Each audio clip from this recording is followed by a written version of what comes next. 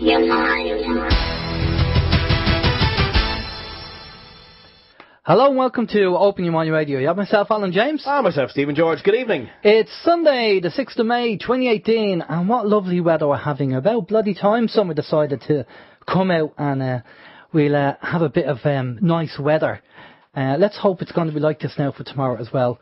It's good to see the sun. It cheers everybody up, makes people happy and everything else. So it's good seeing it. Right, our guest on the show tonight is a chap called Danny Searle, who's a spiritual guidance counsellor. Now, Danny is located in Australia, so it's silly o'clock at the moment where he is at the moment. It's about 4 o'clock in the morning. So fair play to Danny for getting up early and coming on the show.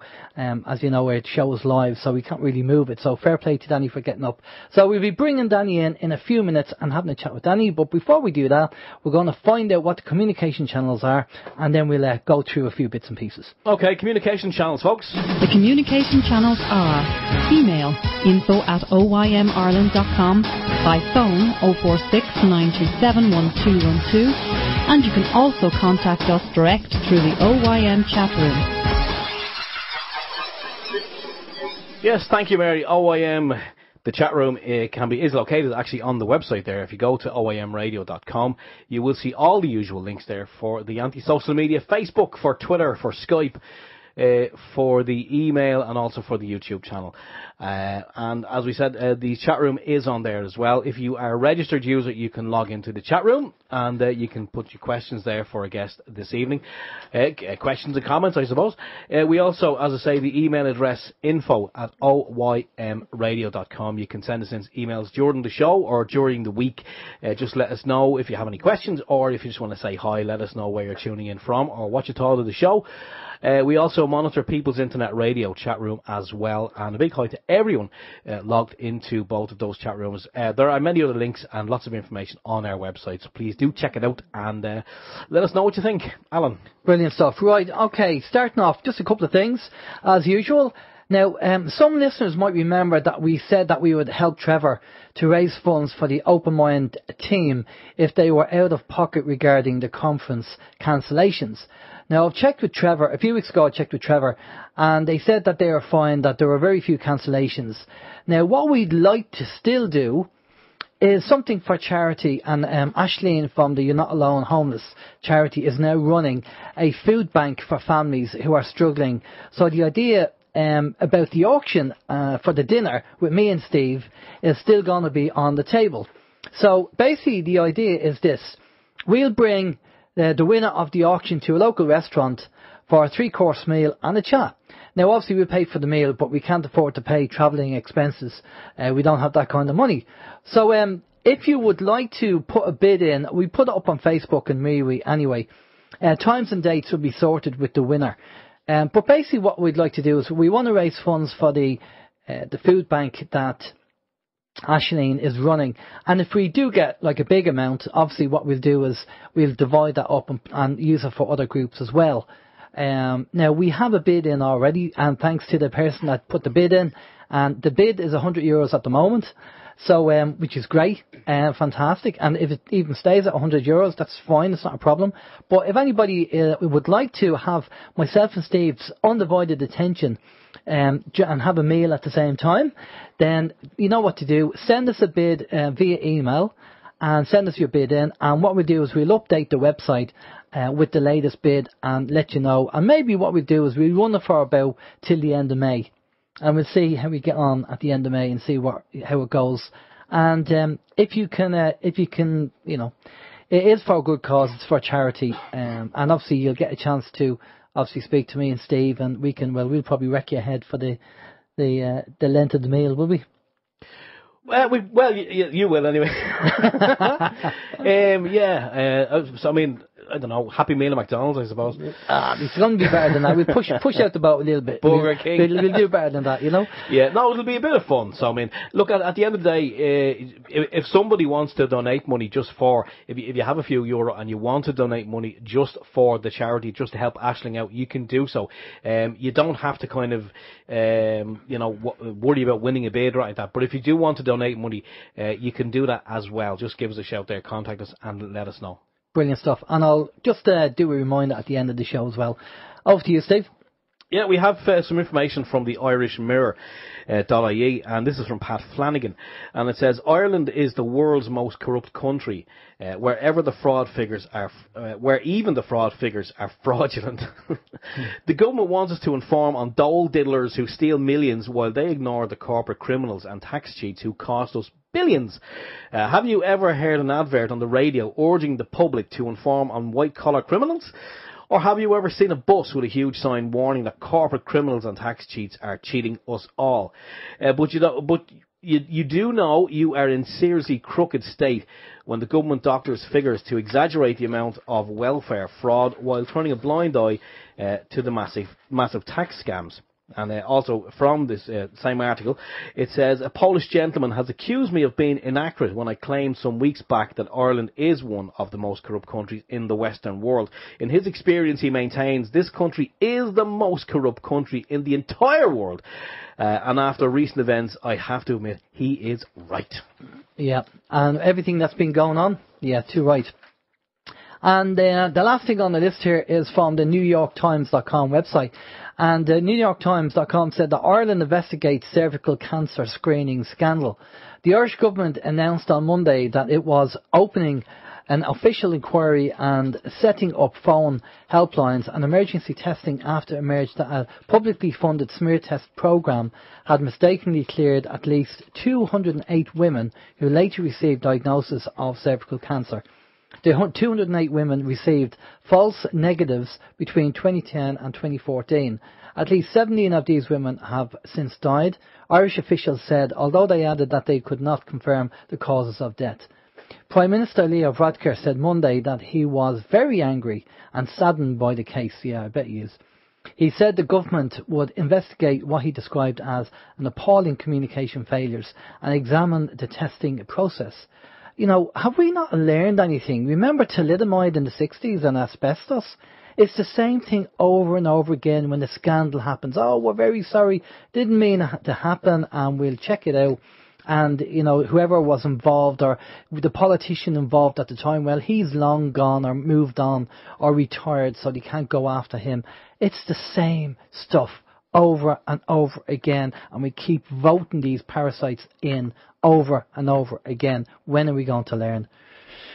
It's just unbelievable, and I believe the UK is going through this as well. I've seen something along the line saying that the UK had false tests as well. Yeah, positives. Yeah, actually, the UK are going through a bit of a scandal here at the moment as well in relation to mammograms, breast checks, where there's this computerised system, and they said that because of an algorithm that went wrong, a couple of thousand people were not basically invited back for a fifth and final scan, breast check mammogram, and they say that because of this, they reckon that a couple of hundred people may have died unnecessarily. But they also mentioned in the same article that, you know, when you do keep going back for these mammograms on the breast check, that the radiation from the mammogram can also trigger off cancer as well. You know? So. And mammograms have been known to be, the research has been done to say that they're not good for you. But, you know, I'd go and do the research and check it out yourself. Well, I won't be having one myself. No, definitely not. My boobs are fine, thank you very much. My man boobs. How's your week? Yeah, my week's fine. Not too much to really talk about, but you did mention a couple of weeks back that you had some contacts from ladies on Facebook. That's right. Wanting to be your friend. Well, and I said, no, I've never received any of these. And I got one today. I actually got one today. I was delighted. Needless to say, I didn't click on it. I didn't want to be your friend. But yeah, it was one of these, you know, kind of good looking, blonde hair, blue eyes, kind of women. And I didn't know her, and we didn't have anything in common. I think she had about maybe 4 or 5 friends, of which I didn't know any of them. So I thought, yeah, she must have me confused with Alan. So I sent her your details. Oh, thanks for that, yeah. No, well, can I just say I did get another one today from a blonde lipstick. Although, instead of her feeling, she obviously didn't speak English, it wasn't her fourth language, because she said she felt very corny. And I think she meant horny, but she had corny on it. Okay, feeling corny. Yes, what else we got? Yeah, the Lemurian plug. We spoke of the Lemurian plug, and we kind of had the people who run the company, we had them on recently, and we talked about all the benefits. And I seen an article today and I can't remember where I seen it. You know when you're kind of browsing, you come across things, but I seen an article where somebody has actually got a Lemurian plug, and they've combined it with shungite. And seemingly you have to have two pieces of shungite, and the two pieces have to be married and not you know what I mean, kind of together. Yeah. And the two pieces of shungite in connection with the Lemurian plug is supposed to be mind blowing. Allegedly, it's supposed to be very good for, you know, harmonising the home, etc., warding off various different things. And the prongs on the plug, I actually opened mine today, and the prongs, I actually removed them. I removed the prongs. So I have that sitting at home on an adapter, and I have a piece of shungite sitting on top of that. I didn't notice anything immediately, but we'll see what happens over the week and, you know, the next couple of days. But I don't know. Maybe nothing will happen. Maybe it will. Braces. I want to just throw it out there. If anyone has any information in relation to braces, my daughter was fitted with braces on Friday. Today's Sunday, so that was 2 days ago, and she's been in absolute agony ever since, and she's had some painkillers, and she's using ice packs, and like we've been kind of trying to comfort her. I gave her a treatment with the pain genie. She had the pain genie on her face last night, and nothing seems to work. She got no sleep last night and is in constant pain. I don't know if this is supposed to be the way you're affected with braces, if it's kind of par for the course. But if anyone has any experience or any remedies or ideas, if you could just maybe lash them in the old chat box there, that would be much appreciated. Give me something to do when I go home, I suppose. Alan reminded me, I sent him an email during the week. This is on something completely different. Gardaí will now have the power to intercept Facebook messages, WhatsApp messages, and emails.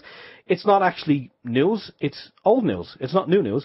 This was back in 2016. I came across it recently during the week on the internet, in an article. I think it was on the irishtimes.com, and basically because they're saying, you know, when there's criminals are doing obviously criminal things and activities, and they're saying because they're using these social media apps that they're kind of eluding the Gardaí. So basically what the Gardaí, they've said they were looking for new powers, and I believe they were granted these new powers from what the article said. And again, it was 2 years ago, but so if they suspect you of doing anything, they can intercept your Facebook messages or your WhatsApp or whatever, Twitter and all those other things that people use on their smartphones, etc., etc. So they can all be intercepted. So nothing is secure anymore. And where else am I going to go? Yeah, that's it. That's all I actually have to talk about for the week. How's your week? Not too bad. Just an update before we get Danny on. Just an update on Linda and Gordon from Balbriggan. I'm sure some of you know the case where they were trying to protect their home and communicate with KBC Bank to try and sort things out, but they got evicted from the property and we went to court. Basically, what happened was it seemed to be planned where they had to go to court, and when they went to court, as soon as they left the house, the Gardaí were around the corner, and basically the Gardaí stooped to a new low because they become the evictors. They became like the bailiffs. Now, Gardaí should be only keepers of the peace. They shouldn't be involved in any civil matter. Criminal matter, yes, but this was a civil matter. It wasn't a criminal matter. So they stooped to no low and waited until the couple went to court to defend their home from KBC Bank, and they busted into the house. Apparently Gordon and Linda's child was in the house, but this is unconfirmed, so we don't know. So instead of being peacekeepers, they were supposed to be under the Constitution and the law of the land, they had crossed the line and are now just a bunch of thugs working for the banks via the courts. That's basically, now they've crossed the line. They've stopped being peacekeepers. Linda and Gordon were brought to Bridewell and then on to Mountjoy Prison, all for defending their home and asking a judge if it was positive law or law. It sounds to me that Pat Flanagan from the Irish Mirror was right, the world's most corrupt country, and also it looks like the Black and Tans are alive and well in our Gardaí. Dan Breen would be rolling around in his grave. For people who know the history of the Irish Rising, Dan Breen was one of the heroes. And if you go on YouTube and type in Dan Breen, you'll actually see him talking. He was interviewed about it, the things that he did at the time of the Rising, you know. It's sad. I mean, a lot of people are looking at that case and just can't believe it, that how the court system and the Gardaí, and I mean, there's no justice. There doesn't seem to be any more justice anymore in Ireland. Linda was asking the question to the judge, and she said dwelling, and the judge said property, and she said no, dwelling, and they wouldn't accept the word dwelling for some reason. They wouldn't accept it. Although it's in their constitution, they wouldn't accept it. And Linda wasn't even on the mortgage. Her name wasn't even on. She's not part of the mortgage. It was Gordon. But yet she got arrested with Gordon. Now they spent a few hours, but basically they're now homeless. I mean, everybody's chipping in, and a lot of people are chipping in and helping out and all that, which is great.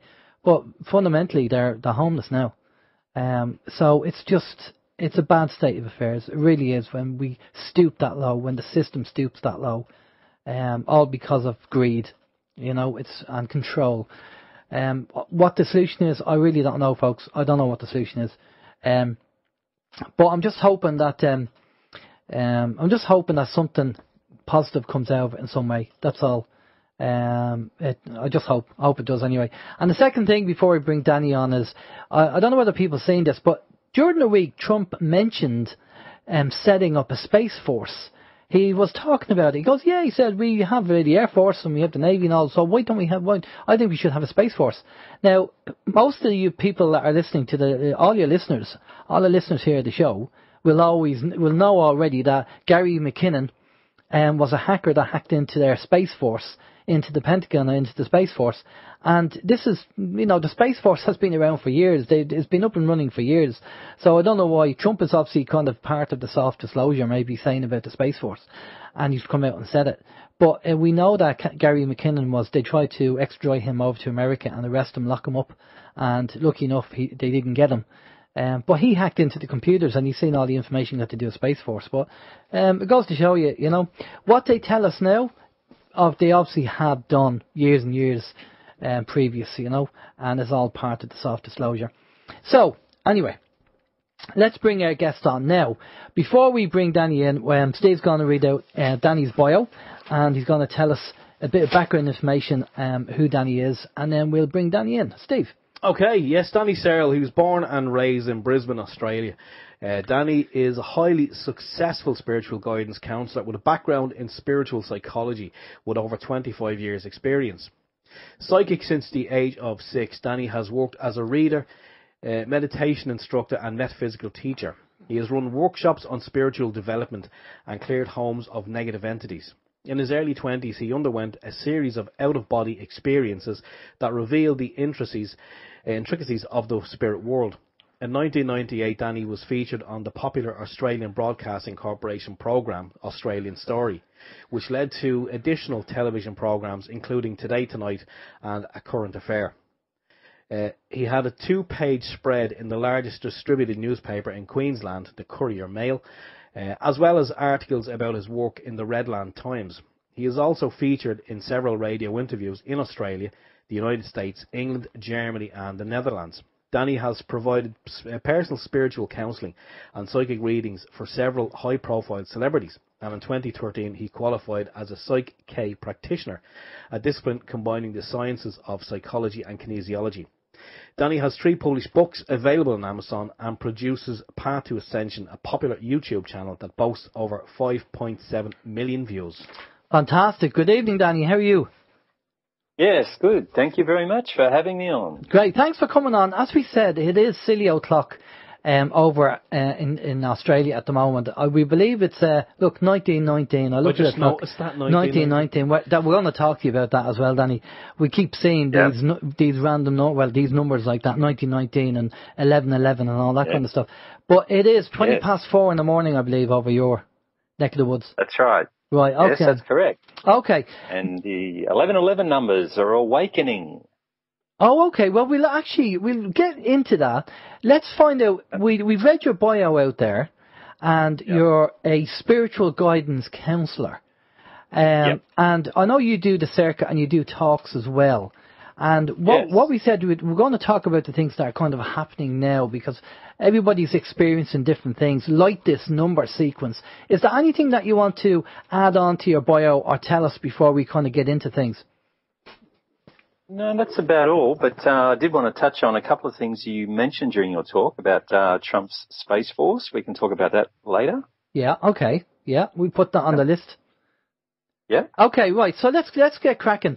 The things that we're going to kick off with. Obviously, there's a lot of talk about it, about the shift, about Ascension, about the new Earth, and these energies apparently hitting the planet. So, can you tell us what is your understanding and your take on what's happening at the moment with this kind of new Earth or this energy supposed to be hitting the planet and this kind of wave of light which is supposed to hit us and wake us all up or do various things to us? What have you heard or what have you come across?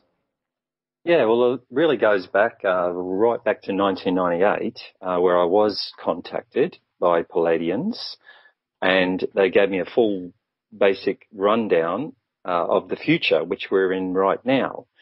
And first thing you need to understand is that when people are making predictions about certain things happening on a date isn't the best thing to follow, which was pointed out to me because these predictions are coming from a place that doesn't understand time as we do, okay? Yeah. So what they gave to me was things to look for, omens. And I started talking about this a long time ago, and then suddenly, at the beginning of probably 2017, I saw something come on the news that made me go, oh my God, they told me this was going to happen, and I've been talking it was going to happen, and now it's happening. And that was the bleaching of the coral off the coast of Queensland, where I live in Australia. So you would have heard of the Great Barrier Reef. Yeah. Right? Yeah, well, all of the coral there is being bleached. And they're putting it down to all different things, global warming or this or that. But this was told me 20 years ago that this was one of the signs to look for. And there's been a lot of other signs. And this is what I term as the shift. So we're in the shift now. And, there was a big to-do about 2012. If you go to my YouTube channel, I was the one saying it's not going to be the end of the world. Nothing's going to happen, as perceived in the physical realm, but certainly on the subtle levels. And what happened in 2012 was exactly what I said would happen.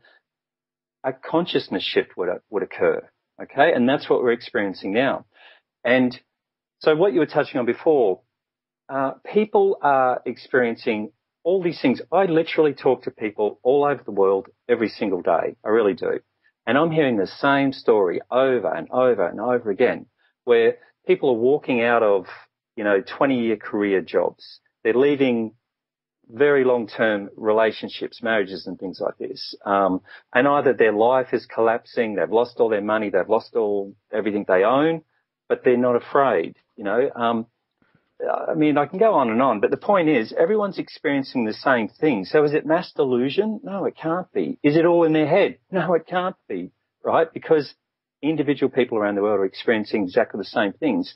And so then they contact me and say, what's going on? And it's simple. I say, well, it's because you are now in the shift. You are part of the shift. And what's the shift? The shift is basically the earth is a living, breathing organism with a consciousness. And don't try and think, oh, that's silly. The earth doesn't talk. The earth doesn't do this, doesn't do that. When I say consciousness, it's a different consciousness to what we understand, okay, if that makes sense. But it has a consciousness. It's aware of itself, right? It's a sentient being.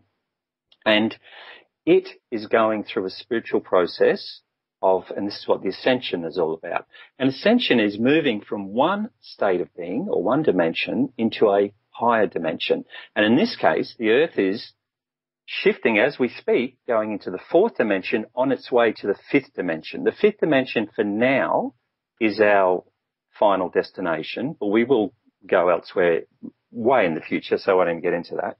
But for now, we're headed for the fifth dimension. Now, something, I don't know, it's a long story. I've got videos that you can look at on my YouTube channel about soul ages. And this is a lot of the information I got when I was in the spirit realm. For 2 years, I was taken back into the spirit realm.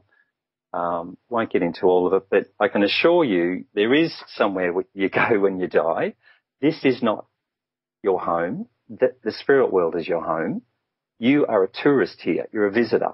You are here to experience different emotions, different interactions and things like that. Because in spirit, there's no negative energy, right? There's no negative thought. There's no negative energy whatsoever. It's just pure love, because that's where the source is, God, whatever you want to call it. It is pure love. So the only way you can experience the full level of creation and to appreciate love is to understand the dark side, I guess, the negative aspect of things. Because, as they say, you can't truly appreciate light without having dark. And that's what it's all about. So souls volunteer to come to Earth, incarnate, and they do through a series of lives, many, many lives, up to 600 lives on average. And so the more experiences a soul has, the more experience it has. And this is when I break it down into different soul ages. So soul ages doesn't refer to how long your soul's been coming to Earth. It really refers to how many experiences, like scouts, how many patches have you got on your arm, on your sleeve, for qualifying for different skill sets. And that's what soul ages are. So what we're experiencing at the moment with the shift really has got to do with what I term as mature souls and old souls. So how it goes is infant souls, they're all about learning about survival. Then we've got child souls who are learning all about right from wrong. Then we've got young souls that are all about pushing the limits to find the limit of power and greed. I guess they do it through greed and money. And then we've got the mature souls and the old souls. The mature souls are learning about emotions, and old souls are learning about detaching from the earth, because they're going to stop incarnating when they finish that cycle. So within each of those groups, there's 7 sub-cycles, okay? So what I mean by that is you might have a young soul level 4 or a young soul level 6. So to give you an idea, I'm sure you guys are aware of the Illuminati, New World Order. Yeah. Those guys are, okay. Well, those guys are typically a 7th level young soul. Young souls are the ones that build cities, that build armies, that have wars, that are corrupt, they're all about money and greed. But, don't look at it as a negative or a positive. It just is what it is. Like a beaver builds a dam. That's what these people are. They're learning about power, and they do it through money and greed and accumulating wealth, until they get to the point where they realize that, hang on, I'm still not satisfied. I'm still not getting anything from this. It's once they reach that consciousness, they stop incarnating in the young soul environment and they move into the mature soul phase. And I guess we don't have time to get into all that. But as I said, I've got YouTube videos about all this. But my point is, this shift really only refers to the mature and old souls. Every single mature and old soul was given a choice way back in really 2003. I know that sounds weird, but that's what happened. And you were asked, your consciousness was asked, do you want to ascend? Do you want to go into this new earth, this new place? Yes or no? Some of them said no, because the third dimension still has, lessons that I want to learn. It still has things that I want to experience. So they said, fine, you can stay. And the others said, yeah, I want to go. So all those that said that they want to go, they're the ones now that are going through these processes of detaching from the earth. And that's what we get back to what I started with, is they're walking away from careers. They're walking away from long-term relationships that didn't serve them. Anything that doesn't serve you from a spiritual point of view, right, will just fall away. And the thing is, there's a part of your consciousness that exists in the spirit plane all the time. We refer to that as your higher self. It's your higher self that has the blueprint for your life on earth, right? So you don't really need to go to a psychic or, a guru or something to find out what your life's purpose is or whatever. You just got to learn to meditate. Once you learn to meditate properly, you can tap into that higher self and you can download the blueprint for your life, literally. And the point is, your higher self knows the plan. It knows that you have chosen to ascend, but because you're in a human body, you've got an ego involved, which is part of the human part of you. It's easy to get distracted. It's easy for your security buttons to get pushed over, security and finances and love and all these things. And you're going through it kicking and screaming. and freaking out, but your higher self is doing it for your better good. And the way I sort of make the analogy, imagine if you had a child and you'd plan for 12 months to send them to the top swimming school in the world. And, it costs you a lot of money, a lot of planning. Your child gets there. The first instant they jump in the pool, they start crying and bawling their eyes out saying, oh, mummy, daddy, it's too cold. I don't like it. Get me out of here. But because you're the parent, you know how much it means in the future. You can see that, look, in the long term, this is going to be good for you. You have to have a little bit of tough love. And you have to say, look, you're just going to have to stay in the pool. And then, the moral of the story is they go on to become a Olympic athlete. They're at the Olympics swimming for their country. But if you had given in at that early point and just felt sorry for them or given in and said, oh, look, okay, get out of the pool, they wouldn't have achieved what they set out to achieve. And it's exactly what your higher self is doing now. You might think, why is the world turning on me? Why is my world collapsed? Why is this happening to me? Understand, you're not being judged. You're not being punished, right? You are being guided onto the path that you chose. You chose to take this path, right? Yeah. And that's what I want to get through to people. So part of what we're going through at the moment, and we're seeing it on a global scale, we're seeing it on a personal scale, is this shift I talked about. And obviously when you're going through a transitional period, because this is not the end of the world, it's not the beginning of the world, it's a transitional period. We're moving from one state of consciousness to another.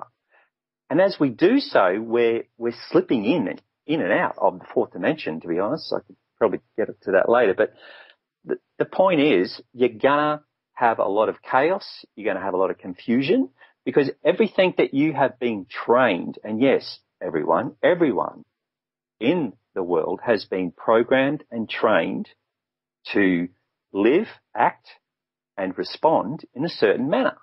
So now all of that programming is being broken down. It's being torn away. And it's like you're standing there naked in the middle of a city going, oh, I've got to cover myself. No, you don't. What you need to do is understand, don't fight it, surrender your will and go with the flow. That's really what I would say to people. Don't give in to fear. Okay, so let's talk about the energy or the wave or the ascension on the new earth, because obviously if you're saying that this is for mature souls and souls who don't want to reincarnate, we are this period of time that we're in 2018. Just before we went live, we had a quick chat, and I was saying about the QHHT practitioners who have higher selves coming in and saying what's going on, and dates and times, you, as you say, you don't stick to them, but you said we are now in the period that you had seen in 1998. So what do you perceive to happen by the end of the year? Do you know, is this going to go on for the next 1,000 years? Is it one of them things, or is something going to happen that is going to, push us forward? Yeah, okay. First of all, with that QHHT thing, a lot of people came to me. I wasn't really that aware of it until I had all these people coming to me, absolutely devastated. They were told that, on the 23rd of April or something was going to happen, blah, blah, blah, blah, blah. And then something twigged in me. I thought, hang on, that rings a bell, because, I come across a lot of information every single day. And one of the things I came across a while ago was this character called David Meade. He's an American evangelical sort of Christian that's written books and, does talks and all this sort of thing. He's made 3 or 4 of these predictions for the end of the world. He started off like the Seventh-day Adventists, where they say it's going to be the end of the world and Jesus is coming. And then when that didn't happen, then he moved into the Ascension sort of thing. And that's when he spiked my interest. And basically this guy is a disinformation agent. That's what he is, right? He's been exposed on several occasions, but people still buy into it. I feel, I'm not poking fingers at anyone, but I'm just thinking that a lot of these people through this QHTT thing, whatever it is, I think they may have come across his information, been influenced by it. I'm not saying that they're part of it at all. I'm not saying that at all. But, subconsciously, they were aware of this information, and then that's what they started talking about under hypnosis. Because hypnosis is not the most reliable thing in the world. My background's in psychology, and I've, I've studied hypnosis. It works for some people. It doesn't work for other people. So, so I'm not saying all hypnosis is bad, because it's not. Some of it's really good. But, you just have to question things. And so when I heard this date, I did some basic Google searches. And, of course, this is the date that David Mead was giving out everywhere. And that's when I realised, that's what that was all about. So that's what I'm trying to say is don't focus on dates. A true spirit source or source from spirit is not going to give you a date. Because if I said to you, okay, I want you to go to the planet Venus and talk to one of the people on Venus, and if you said to them, hey, what are you doing this Wednesday at 10 o'clock? They're going to look at you like, what? What are you talking about? I don't understand what Wednesday is. I don't understand what 10 o'clock is, right? But if you said to them, okay, when you see this star at that particular point in the sky, that's when I want to meet with you. They'll know exactly what you're talking about, because that's a universal thing, okay? So what they told me was things to look for in society, in the environment, and celestial events. Now, this wave that you're talking about, I've got videos on that I made a long time ago about all this. It's basically coming from the great central sun, okay, of the galaxy. Because again, like I said, the Earth's got a consciousness. Every single planet and star that's alive, right, has a consciousness. So the great central sun is in the middle of our galaxy. It pumps out data. Think of it like a data transfer or information that comes out. It goes out to the different star systems, and they work like relay stations that then pass it on to the planets that are occupied.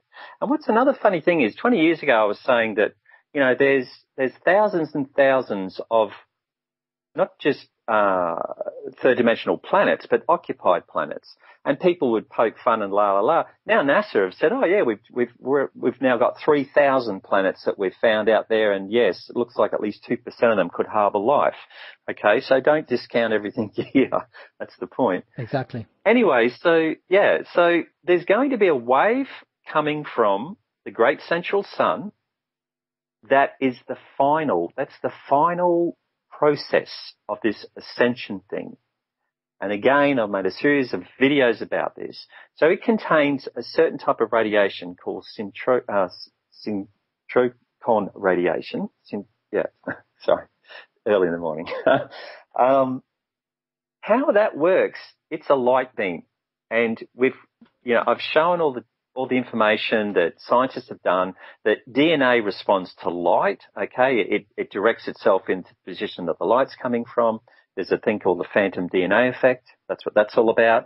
On each of your cells in your body, you've got little antennae, and they're designed to pick up environmental, things. So insulin's in the body. There's an antenna to pick up insulin that takes the insulin into the cell. The cell processes and does something else. Adrenaline, so there's an antenna for every single hormone or whatever it is that you've got in your body. Well, there's one special one there that's designed for this particular light beam that's coming, this synchrotron radiation.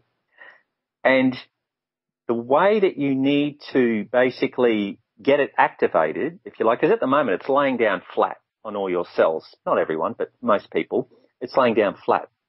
So through process of meditation, raising your vibration, okay, getting a higher consciousness, you begin to lift it up. It just automatically begins to lift up. And this is what I was talking about before too, which is 11, 11, 22, 22, 33, 33, 33, all the double numbers. They all represent sometimes it's literally a data dump. Other times it's just an awakening. Other times it's just letting you know, hello, we're here. Right? So every time you see that, just give a little nod. Just say, yeah, okay, I'm with it. I'm with the program, man. I'm doing it. So, because that's really what it's all about. So define that program. So you're saying that the people who are actually seeing these times and stuff like that, is the nod to them to say, you're not so much, not to say you're on the list, but you're the people who are obviously, this is going to be for.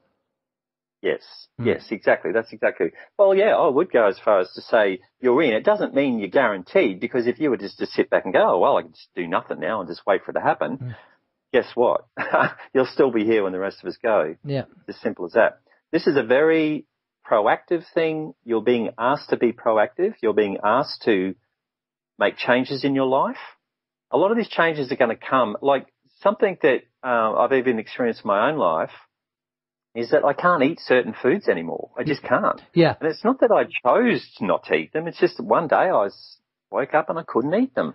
I can't drink alcohol anymore. You know, I used to like a beer after work and things like that, but now I can't even look at it.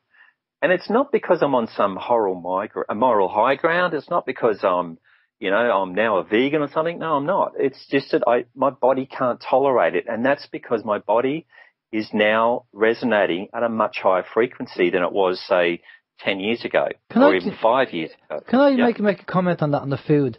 Myself and Steve have talked about this, and I kind of have a theory about it, and the theory is because there are some foods, there's a lot of people out there having stomach issues, and issues with food. It's getting very common these days because our stomach is our second brain, as they say. And I just have a feeling that the food that is not agreeing with us or doesn't like has a lower vibration, a lower energy. And when we're eating kind of foods like fruits and vegetables and stuff like that, well, that obviously consciousness, so that energy is a higher level. So the food that doesn't agree, I mean, if we go to the curry shop or the chipper and stuff like that, and then the next day we're kind of, I shouldn't really eat that last night. It's because that's all processed. It's not like live food. Yeah, that's more or less right. I mean, my latest book is called Ascension, a step-by-step guide, where I take you through every single part of this and then how to get involved, I guess. You know, I show you meditations and all that sort of stuff. But I spend a whole chapter on food.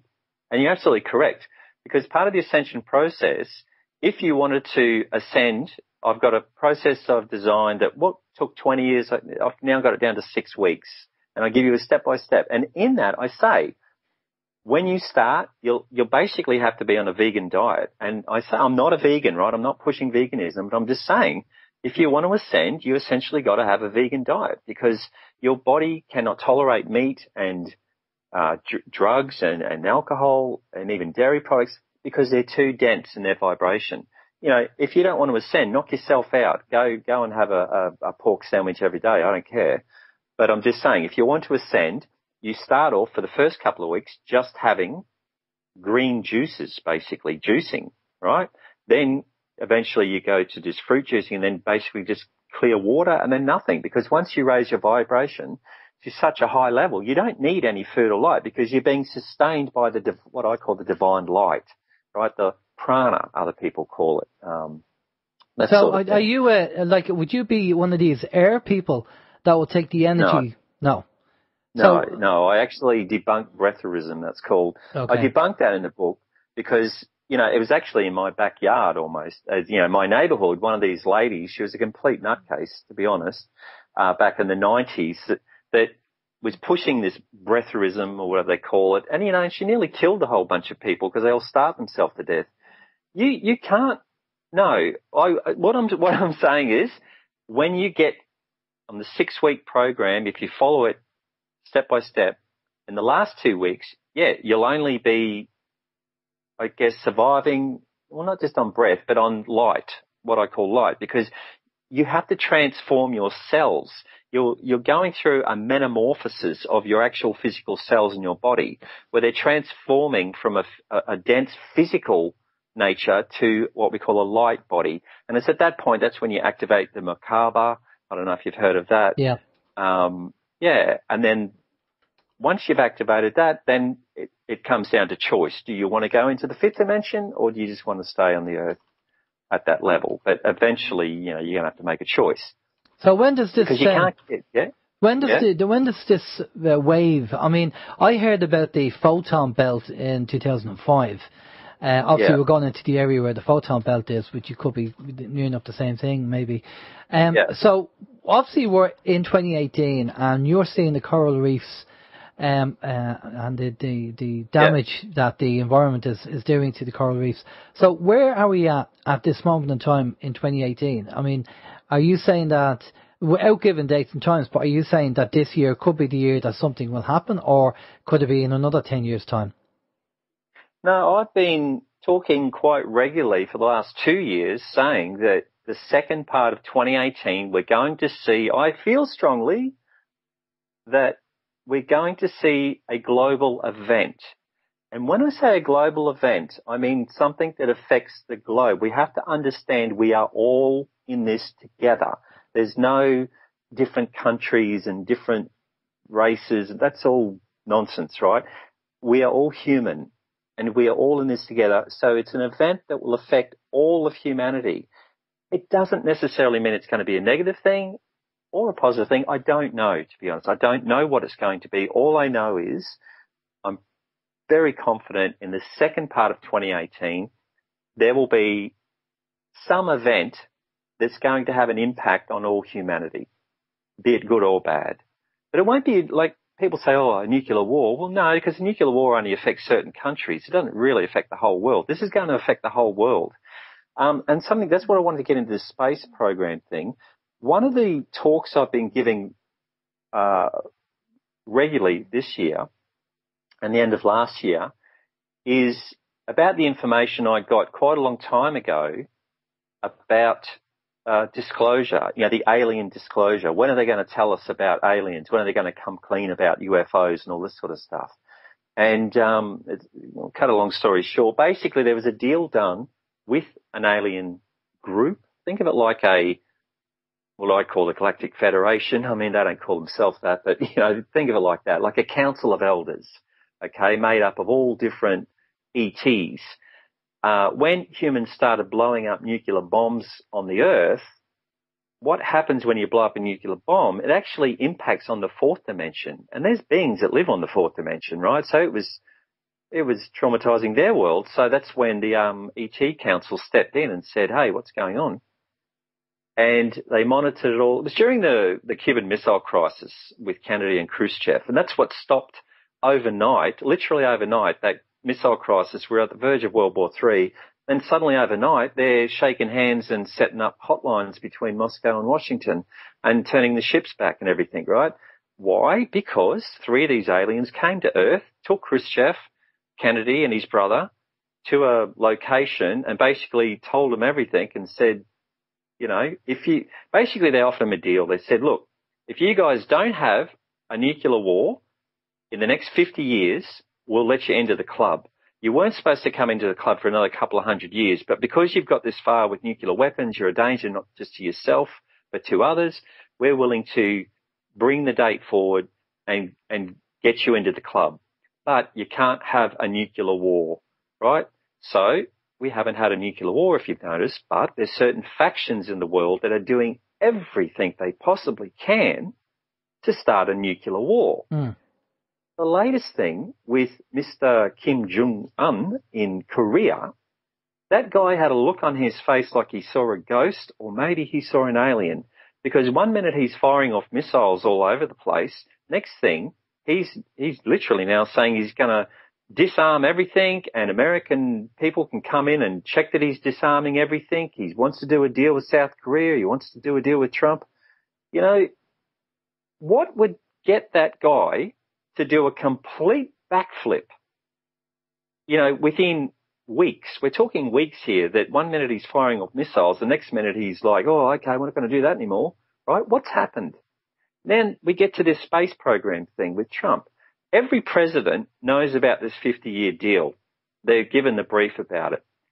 Trump dropped a sort of, a secret sort of line in his inauguration speech when he said, we're going to unlock the mysteries of the stars. Because one of the things that the ET said is when you get into their little club, they give us access to their technology, which is free energy devices, medical devices that can basically cure anything. They can show us how to clean up all the pollution on the earth. They can teach us how to redirect resources and food and grow food so there'll be no starving. And essentially you'll have no need for money and no need for oil. So the factions that are out there that control money, the bankers and the oil, are frantic at the moment. They know this is coming, so they're desperately trying to start a world war with nuclear weapons. So Korea fell over, so now they're going after Russia with this, false the Russians, poison gas some guy somewhere in England or something. That's all nonsense, right? They're desperately trying to start these nuclear wars all over the place. You factor that in as well. We had, John Kerry down at the South Pole. They uncovered basically an old alien base down there, found an old ship that they managed to get into the air. That's why Buzz Aldrin was down there with that. They took him for a ride as a thank you for lying about the whole moon thing. I won't get into that. Yeah, that's another story. Oh, it is. But so anyway, so when's the 50-year date? Well, it's 2019. 2019 was the 50-year cutoff. And I've been talking about this for a long time. And now, like I said, all the pieces seem to be dropping into place. But one of the things I was told is, don't wake up on the 1st of January 2019 and look in the sky looking for aliens, because that's not going to happen, right? What they're going to do is start showing themselves en masse in formation, flyovers at night. And when that becomes blasé, then they'll do it at day. When that becomes blasé, they'll start landing. They got no intention of landing on the White House lawn, because they know that the powers that be, there's, factions within the government that would shoot at them or try and shut them down. And it's the people that they want to connect with. They're not interested in our politics. They're not interested in our celebrities or anything like that. They're interested in just common everyday humans. And what's interesting with that is too, when I talk about these people that are in the shift now, that are moving forward, that they're proactively engaged in the shift, they're meditating every day and things like that. They're the people that the ETs are going to tap and say, hey, we need ambassadors to come to these other planets that want to learn about humans. Would you like the job? Right? They're the people they're going to go for. They're not going to go after some career politician that's an expert in doublespeak and gobbledygook. No, they want people that talk from the heart and that just talk honestly. Yeah. And who are resonating in a high spiritual thing. So there's another good reason why you should be meditating and getting yourself sort of organised. I just want to add, they're actually kind of doing it already, because if you know James Gilliland, James has been on the show, and if you go over to his ranch in Washington and Mount Adams, if you just go on YouTube and you see the footage, loads and loads of footage of crafts flying over and pairing up, and they've had, Robbie Williams over there, Danny Dyer is an actor, military people saying that's not our stuff. So and people are seeing more and more, so it's going to be a gradual thing. And part of the whole awakening, I suppose if you go and read the books, The Day the Earth Stood Still was the first movie that was actually funded by the military too, because they said they would use Hollywood to start this wake up process. That's right. So when people so when the consciousness level of the planet hits about 85%, and people go, oh yeah, UFOs, of course they are, there's ETs. Because we've already had disclosure. 33 governments have released, all the information. And if people are waiting on the lamestream media to come out and say, does ET? But we don't believe them anyway. They lie. So why would we trust the lamestream media? Right. We've already had disclosure. All the information's there. People just need to do the research and look at it. Yeah, well, soon the mainstream media aren't going to be able to cover it up anymore, because it will become so obvious. I can tell you now, I get sent footage. There was an incident in Brazil I think 9 days ago, where in full broad daylight, 3 UFOs, shiny metallic objects, flew over a major city in Brazil, and everyone in the city just stopped what they were doing and were looking up, and they all saw it, right? So that gets shown in Brazil and Russia and places like that. But in the Western world, they don't show you that information. But now, because of the internet, well, the genie's out of the bottle, see? So they can't hide it forever. Yeah. They'll try, but, they can't hide it forever. And it's coming. Yeah, well, like you said, it's already here. So where does the new Earth fit into this? Well, the new Earth, I got sidetracked. The new Earth, when the Earth ascends into the 5th dimension, see, you have to understand, dimensions aren't a place. It's the energy, it's a resonance, isn't it? It's frequency. Exactly. It's a consciousness. Yeah, it's a frequency. Exactly. That's exactly what it is, right? So when the Earth moves into that, all things in form are natural items, mountains, trees, lakes, those sort of things. It still will have the same form that it had on the third dimension, but a much higher resonance. So no pollution, everything will be like a new Earth, a pristine, clean new Earth, right? That's what we refer to when we're talking about the new Earth. That's what it is. So it's like the old Earth. It's been all spit and polished, it's all shiny and new again. And we were told, that the things that cannot, organic things are fine. Things are made of wood and stuff like that, but non-organic things will not be able to resonate at that frequency, so they'll just probably disappear. I don't know. Yeah, well, I've got a video about this, a very popular video actually, where it's called What Happens and Doesn't Happen When You Ascend.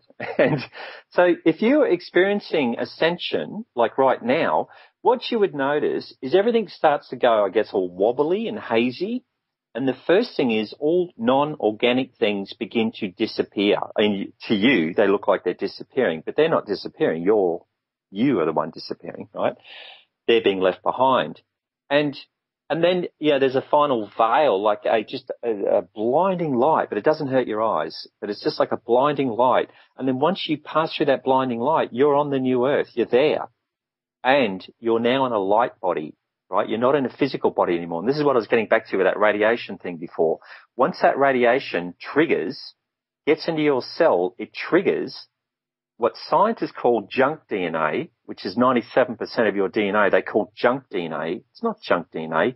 It's divine DNA. So what this radiation or this light that you were talking about does, it triggers that divine DNA. And what it does, it takes you from having a double helix DNA into a 12-strand DNA. So you might have heard of 12-strand DNA. That's where it comes from. Because 12-strand DNA, think of it like a key. That's the key you need to unlock the door to get into the fifth dimension, right? You cannot get into the fifth dimension if you're carrying any negative baggage or any negative sort of thought forms at all. And as a, I guess, security code, a security screen, you have to activate 12-strand DNA, and you can't activate 12-strand DNA if you are carrying any negative vibration. You just can't. Right, so that's your key to get into the fifth dimension. So that's where it all ties in. The light comes. If you've been doing what you're meant to doing, your DNA will be activated. Then you go into the new Earth. Essentially, that's how it works. Well, I'll be honest with you. I do feel, I mentioned on the show last week. I don't know whether I was dreaming or I think it was more astral than dreaming, because there is a difference. You can feel the difference. And I felt a few weeks ago that the pure love that you feel on the fifth dimension, if what I felt was got to do with that being on the fifth dimension, it is unbelievable. Now, it's going to be very, very hard to achieve that on a 3D planet with everything.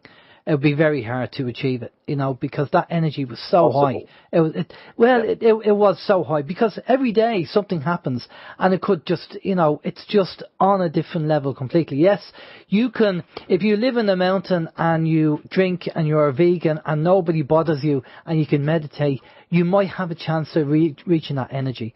But if you got a family and, you've got bills to pay and all that, and you're trying to do your best to eat right and all, no matter what you do, you still won't get up to that, because this was a very, very high energy.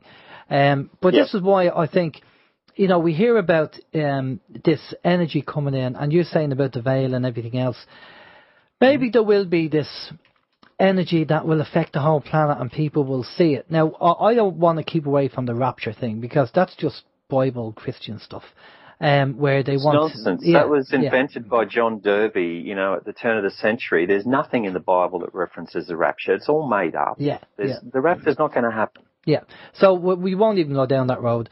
But so you're saying that obviously you feel that obviously by the second half of 2018 that something's going to happen. And somebody else, a guest that we had on last week, actually said the same thing. She said she feels it's around October time. But that's, again, just kind of guessing. And then, obviously, 2019, more and more people are seeing things in the sky, and more people are opening their mind and accepting things a lot more, especially with the likes of, as I say, if somebody said to me, oh yeah, no such thing as ETs, the first thing I'd say was, well, I'll tell you what you do.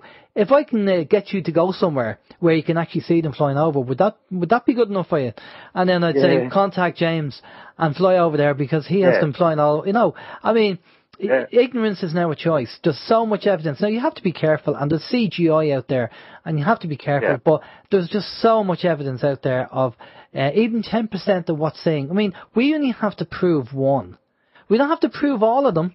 We just have to prove one, and once one is proven, then that's it. The floodgates open, because you don't have to prove all of them. But I'll tell you what, Danny, we have questions coming in from our listeners, and I want to get cracking on them, so listeners can have their questions answered. Steve? Yeah. Yes. We do have a lot of questions, a lot of interest. The first question I had, that's here, is one of my own. When you say, Danny, like, okay, we're kind of given this choice to ascend, and you reckon it was given to us as far back as 2003.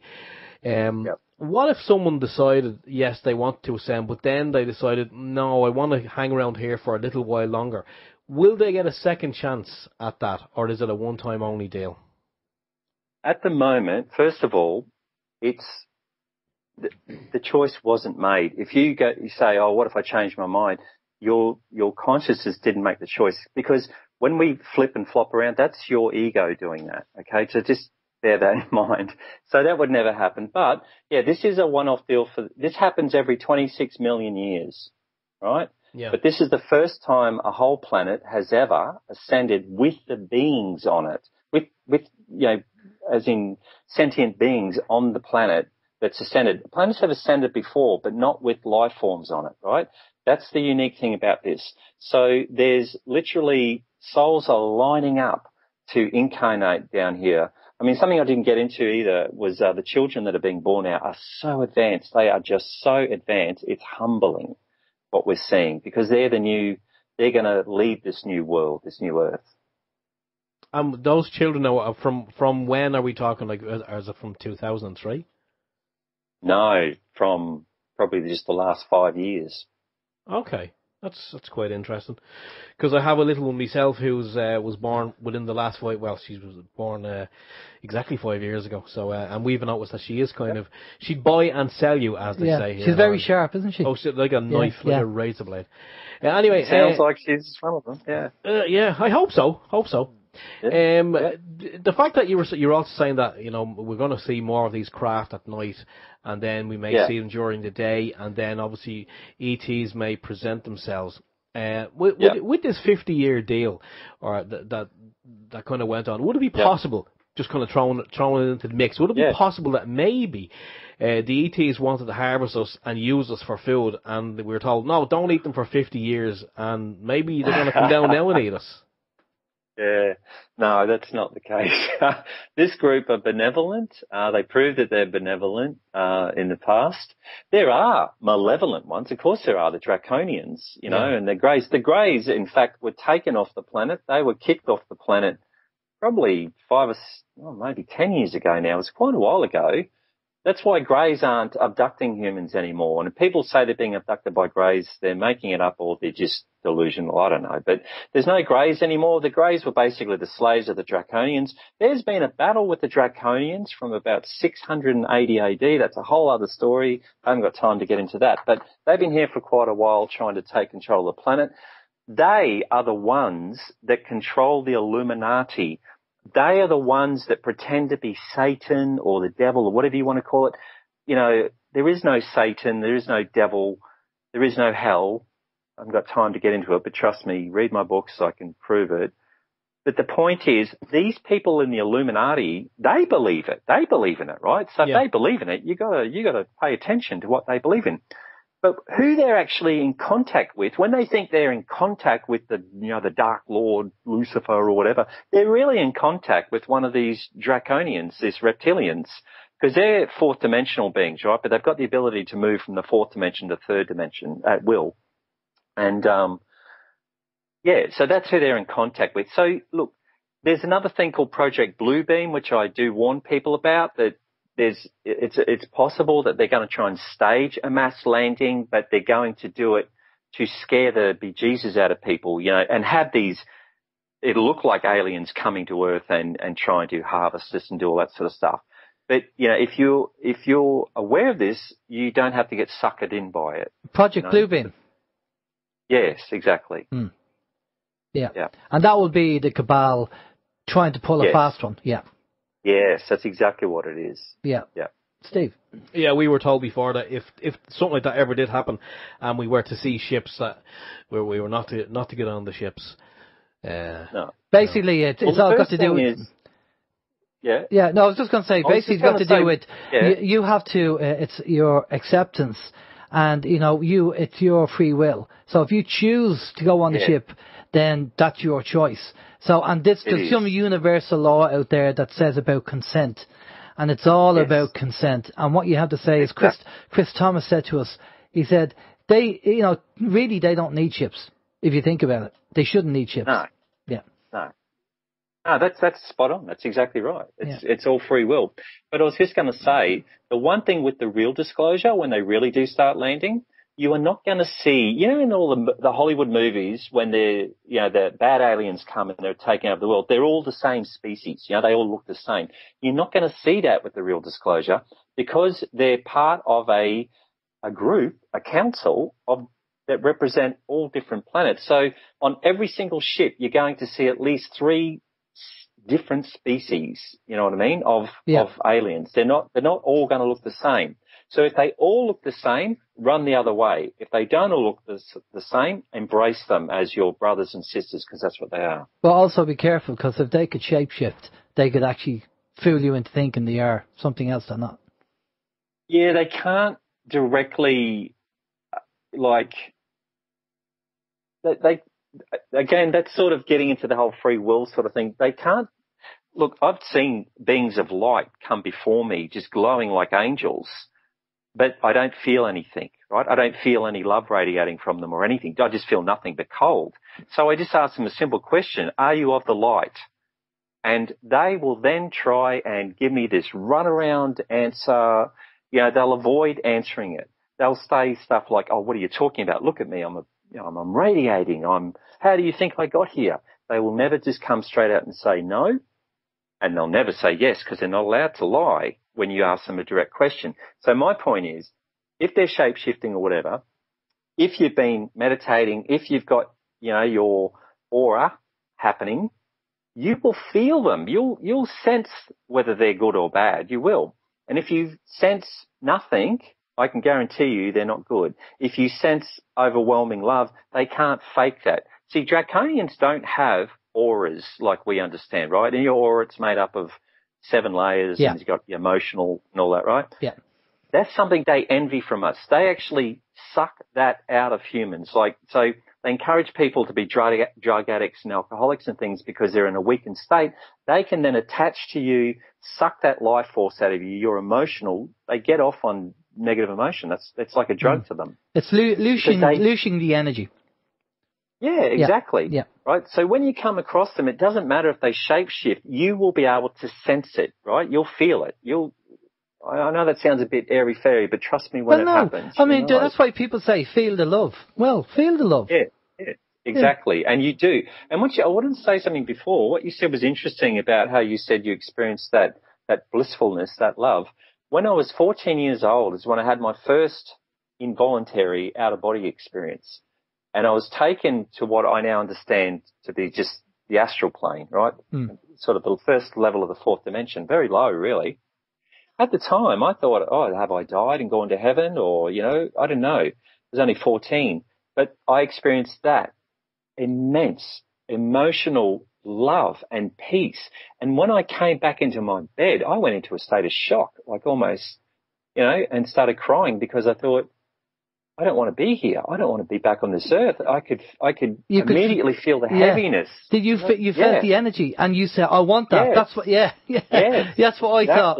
Yeah, when I kind of felt that, I thought, man, I don't want to be here. That's exactly what I want. Yeah.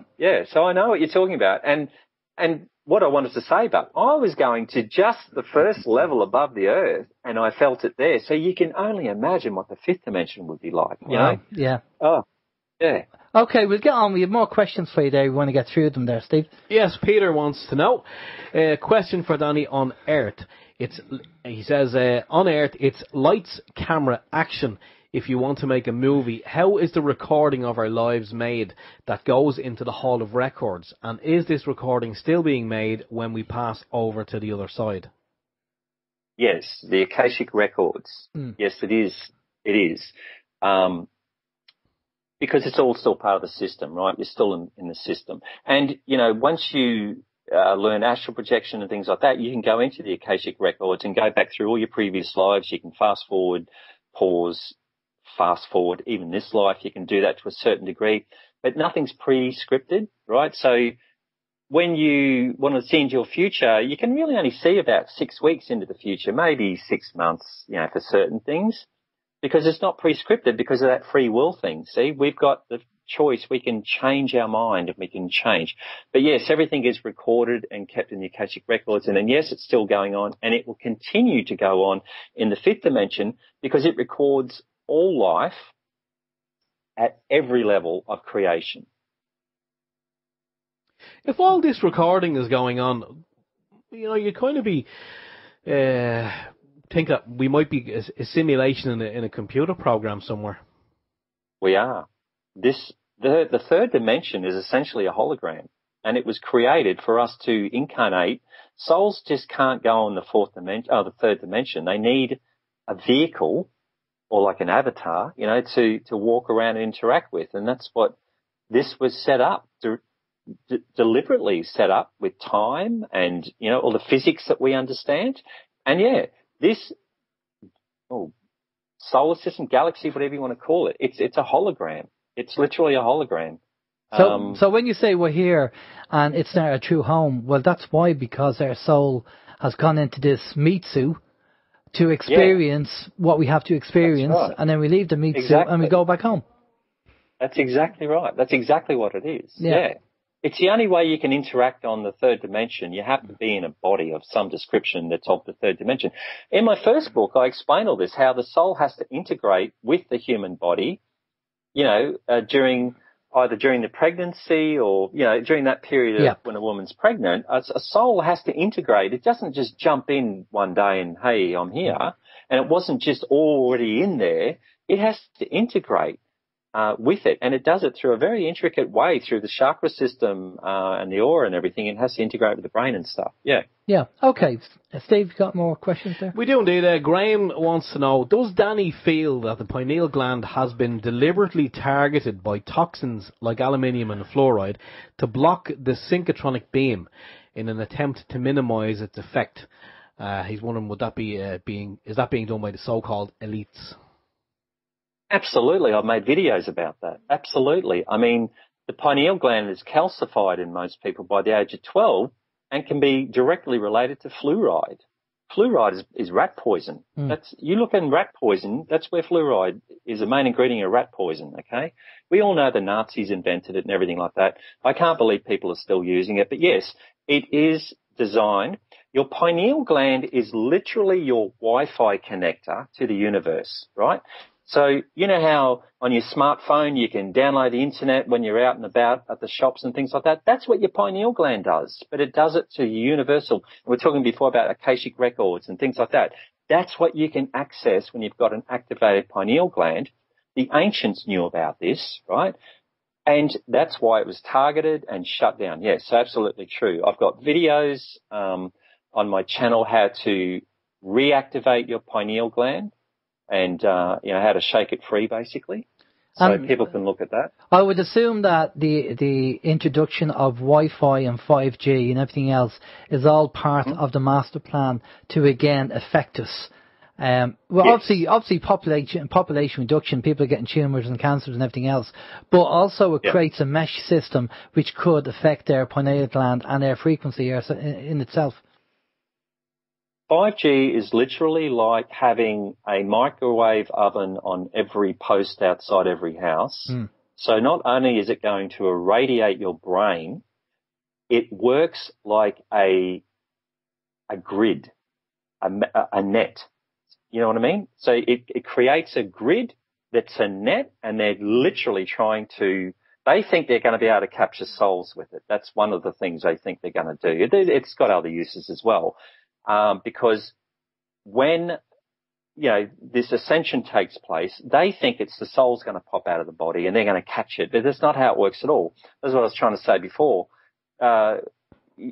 You'll just disappear. But anyway, 5G is just the most insidious thing I could ever think of. Like, you talk about Dr. Evil, that's Dr. Evil stuff. It's really bad. But when you say we'll just disappear, that's assuming we're on the vegan diet. No, well, yes and no. No, sorry, I probably confused you. I was saying before, if you've had enough and you just want to go now, here's how you do it. Get on the diet, blah, blah, blah, blah, blah, meditate every day, and I give you that in the book. Okay. If you're just going about your everyday life, you're willing to wait for the natural occurrence, it all comes down to intent.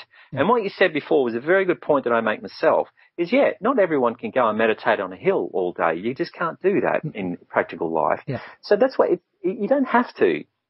What is important is intent. That is so critical. What is your intent? Are you a genuinely good person? Are you balanced in your life? Do you live in moderation? They're the things you need to be doing to allow this to naturally unfold.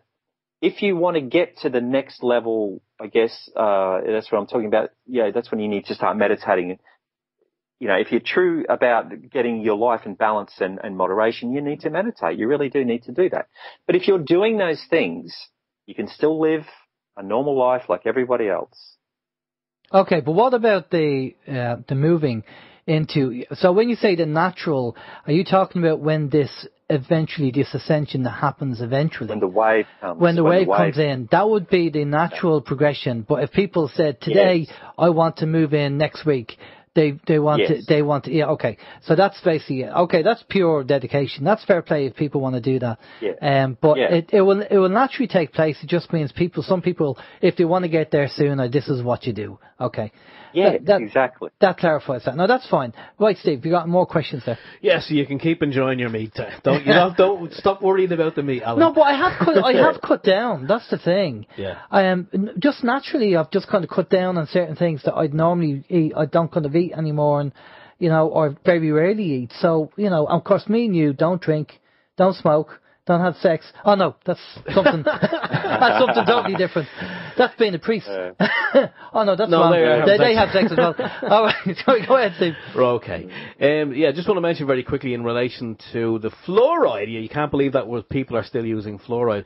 Nor can we. Yeah. And there's actually been a lot of publicity and a lot of protesting in Ireland in relation to the whole fluoride thing. But the Irish government sanctioned a recent study on the effects of fluoride, and I am very happy to report that there is no adverse effects in relation to fluoride on your pineal gland or on any part of your body. Not. It doesn't cause dental fluorosis. It doesn't cause osteoporosis.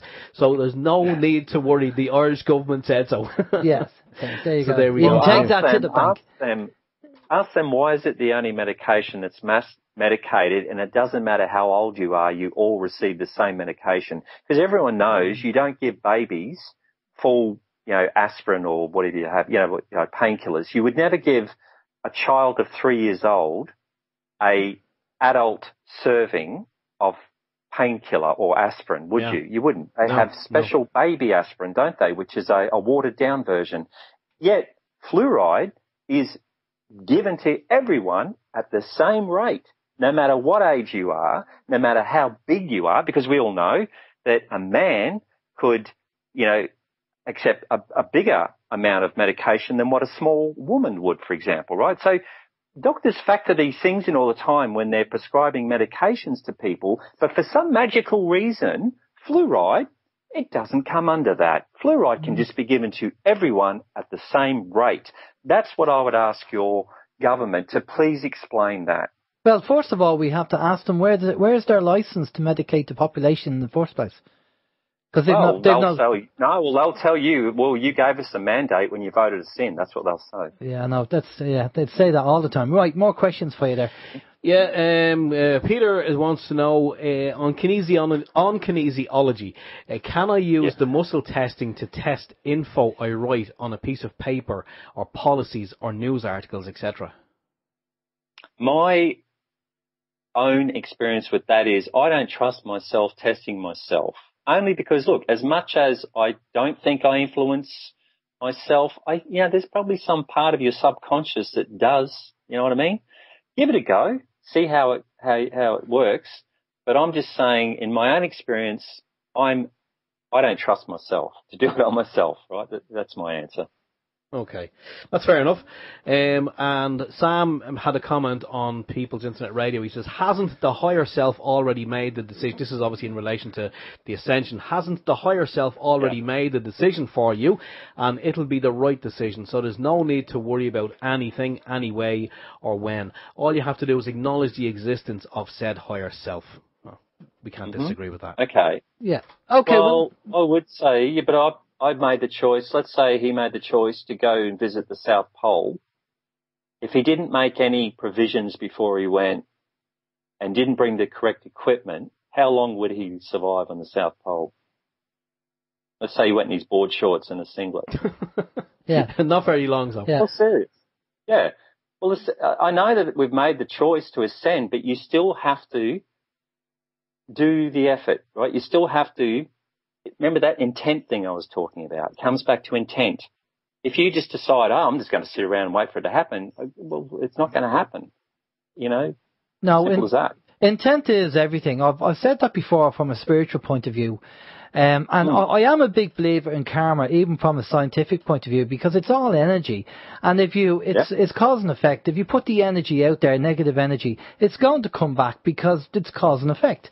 And positive energy is the same thing. But it's like if you go up to somebody on the street and insult them, then they're not going to look favourable on you, and you might end up getting a dig or something. But if you went up and complimented somebody, you see the difference. And I mean, it can be that basic to understand the difference with positive and negative energy. And when you start doing the positive energy and you start helping each other and helping people, that does come back around in a positive way. So intent is everything. And we've heard this, you know, it's been said before, and I've read about it, that if you're over 50% service to others, then you're on the right track and your intent is on the right track. So if the energy comes in, well, possibly you could be one of the people that could be moving over. But if you're under 50% and you've got the ego and you're selfish and you're only thinking of yourself, well, then, you have a lot to learn. You'll probably stay in the 3D world. Yeah, I'd agree with that. And remember, like attracts like. That's what I say all the time. So if you meditate for 20 minutes every day, suddenly your energy gets more refined, you get a bigger aura, and suddenly you start to attract other people around you that have the same energy as you do, right? So it's a simple thing. And plus the fact that a lot of people have noticed this when they woke up to what's going on, because when we do our talk, we talk about being in the matrix, being aware of what's going on around you, and then you become self-aware, hopefully, of who you are as a spiritual being and energy. And what people have noticed, and they've said to us, is that as soon as I woke up, my friends and family, I've lost touch with them, or I don't speak to them, I've fallen out with them, because I'm just operating on a different frequency completely, altogether from them. And nothing in common anymore, and as you said earlier, relationships as well breaking up. Yeah. No, I hear that every day. People tell me that every day. Ever since, I woke up. Now my sister doesn't talk to me. My parents don't talk to me. And it's because you're vibrating a different frequency. And like I said, like attracts like. So if you're no longer resonating with the frequency of your family, you're going to drift away from them. But it's not like you're going to want to drift away from them. It's just a natural thing. And feel thing. bitter about it. Exactly. It's just a natural thing. And you won't miss them. Yeah. But you'll also still love them. You'll still love them. And if they were to visit you tomorrow, it'd feel like you just saw them yesterday, even if it's 10 years later. you don't have to stress about those sort of things. Well, this is one of the things we talk about moving from the child mind, which is ego and ignorance, into the adult mind, which is humility and wisdom. And your humility and wisdom in the adult mind is kind of accepting of, because the ego is not involved. So you kind of say, okay, they're on their path of learning and we will agree to disagree, and we can see where they're going because I was there at one time, but now we've moved on and they have to find their own path. And so there's this kind of understanding, and it's not the adult mind trying to prove anything, because you don't want to prove anything. You just accept that that's where they're at, and you understand where they're at. And I think this is the whole thing. This is what we try and educate and talk about, and maybe that belief might change down the road. But for the time being, I think, Steve, we're happy with that analogy, with all the research and what we've studied, because we've been involved in this since 2001. But the radio show has been going, near enough, coming up to 8 years now. And we've learned a lot. We've made a lot of mistakes, and we've interviewed over 400 interviews with different people. And over time, we've picked up on things. And people like yourself coming on, educating us, telling us what you've found with your research. And we take the little nuggets of information and we kind of throw them around and analyse them and talk about it. But there's a lot definitely going on a global scale. And I'm glad you pointed out the whole North Korean thing, because fear, there's only fear and love. And love is a higher frequency. And we have to stop. We always say, look, this kind of, when people go, oh, it's fear porn. Look, if your perception of something is fear, well, then that's the vibration you're working on, because that's what you fear. But what we see it as, we just treat it as information. It's not negative or positive. It's just information. So we don't deal with the fear thing, because if you look at fear as a frequency, it's low compared to the love frequency. And love is more kind of slow and nice, where fear is kind of erratic and faster, And this is what we're saying to people, and we have to accept, you have to find your own confidence. And when you do wake up, even if 10 people are all saying one thing and you're saying something different, stand in your own belief and your own truth and your own confidence, and just accept the fact that, look, this is where I am at now. Love me or hate me, that's the way it is. Yeah. No, I agree. One of the things I do too, when I get something wrong, someone points out to me that I was wrong about something and they can show me the evidence, I thank them. I literally thank them. Totally. Because you've shown me a truth now that I didn't know about. I don't get offended by it. I don't get upset by it. I literally thank them, because I'm all about learning, just like everyone else is. I want to know the truth, and so I dig and dig and dig, and sometimes you get it right, sometimes you get it wrong. This is it, and this is why we said to you, we have mentioned about what we call the fluid belief system. What we know today might change tomorrow, because new information might come in to contradict what we know today. But what we know today is what we know today. Tomorrow might be different. And when your belief system is fluid, and we always quote the Aristotle, the mark of an educated mind is to be able to entertain a thought without accepting it. And it's not about whether it's true or not true. We should be able to entertain something, because if you challenge somebody's belief and they shut down straight away, well, then they have a closed mind. And if you can't challenge your belief system, then you won't learn, you won't grow, you won't become wiser, because you're stopping yourself from learning because you're stuck in a belief. And this is what we talk about. No, so do I. I say as soon as you have a belief in something, you've just stopped learning about that topic. It's as simple as that. Yeah, so you have to be fluid. So what else can you help us to understand regarding what's coming down the line? So you feel that there is going to be not so much disclosure, but it's going to happen. Because you hear, I don't know whether you've heard this, but a lot of people are saying in certain circles that, well, actually, because this is quite unique for the planet and what's going to happen, they're up there already watching and waiting to see, because they're interested, because it's never happened before. And maybe this is all part of what's going to happen. They're going to come down. I don't know. What do you think? Well, I've heard the same things. I've heard there's up to like 72 different alien species interacting with the planet right now, because they all want front row seats for what's coming. Yeah. So, I'm hearing the same thing. That's been going on for quite some time. Well, I sort of touched on it before. This is a unique experience. This is like rare as rocking horse teeth. Okay. Is there any... It's just, yeah. What about the weather conditions and the weather patterns we're experiencing? I mean, I know the Earth... They've all got to do... Yeah, I didn't want to get into all this, and the same with the coral bleaching, but I'll mention it. That's all got to do with Nibiru, the planet Nibiru. I'm sure you've heard of it. Yeah. This massive thing that's... Right, it's out there. It's definitely out there. What's holding it back, basically, is human consciousness at the moment, and it's exactly what you were touching on before. If you buy into the fear and you live in a fear vibration, that is what you will experience, a fear outcome. And if you vibrate in the love vibration, you won't experience any negative thing. So Nibiru is out there. It's literally being buffeted. Think of it like a massive gravity force that's pushing it back from coming close into the planet. If we were to suddenly go into a world war, if someone initiated a world war and everyone bought into it and all that sort of stuff, I can tell you now, Nibiru is going to come in and nearly wipe us out. It won't destroy the planet, but it'll flip it, do a pole shift. It'd be pretty devastating. It's done it in the past. But we're really, really, really holding on, hoping that this time that's not going to happen. And, it's part of the Trump thing as well, that why he was brought in, well, not he was brought in, that he was the best man for the job, I guess. I'm not saying I love Trump. I'm just saying he's the only one that could do it to change the course that we were set on. I mean, if Hillary Clinton had got in, we would have been probably not here right now, I think. But anyway. Here's the thing about figureheads. It doesn't matter who they are, it's what they do.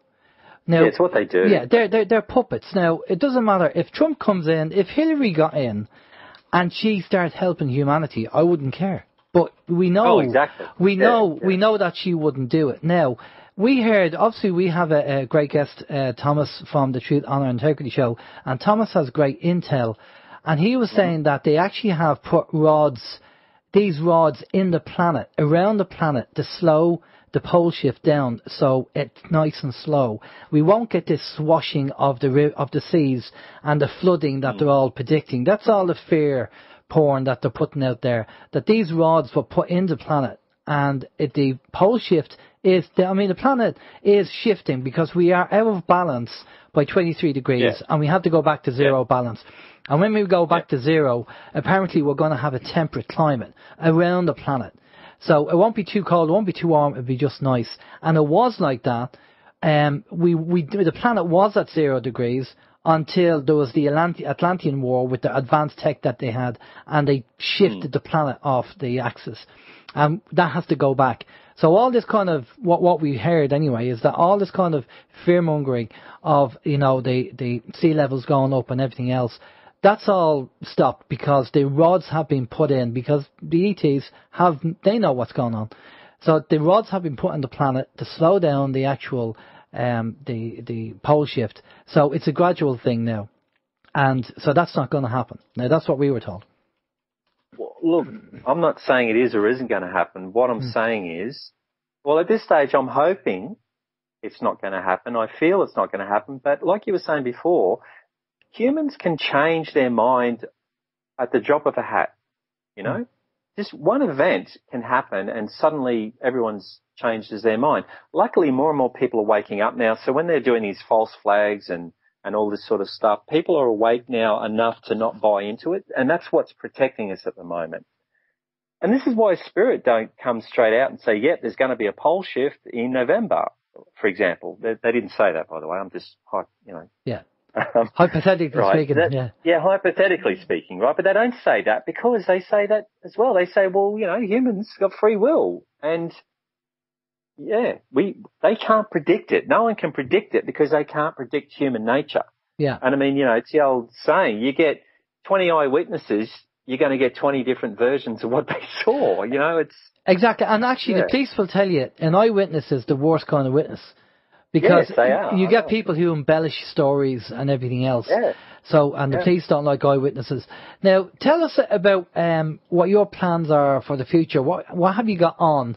And is there any other information from an Australian point of view because you were down there. So what's happening down there? Because I know your Prime Minister and his wife, she's a pharmaceutical head, and they're trying to bring in forced vaccinations in Australia. That's correct. Yeah, that's correct. I didn't realise you guys knew about that. But yes, that's absolutely true. You talk about conflict of interest. Well, there it is, hardcore. This is also the same Prime Minister that was a merchant banker for 20 years. He resisted having a royal commission into banking scandals. He resisted that for like 4 years. They finally pushed it through. They're now having a royal commission. That's like a Senate inquiry if you're in America. It's a big deal. And now, just in the first 2 weeks, they have uncovered so much corruption. And this is something I was talking about 2 or 3 years ago, where I was saying anyone that's operating in the dark, in the shadows, is going to be exposed. That's why we're seeing all these pedophiles exposed, all that's going on. This is all part of the shift. So now we're finding out these banks are just, all the head bankers are being sacked and stood down, and massive backlash from the public, and that's all going on at the moment. But when you're saying too, I think it's unfair to say that Ireland's the most corrupt country in the world. I mean, just go to Guatemala or Mexico or something, because Ireland's small fry compared to the real corrupt governments. But every government in the world is corrupt.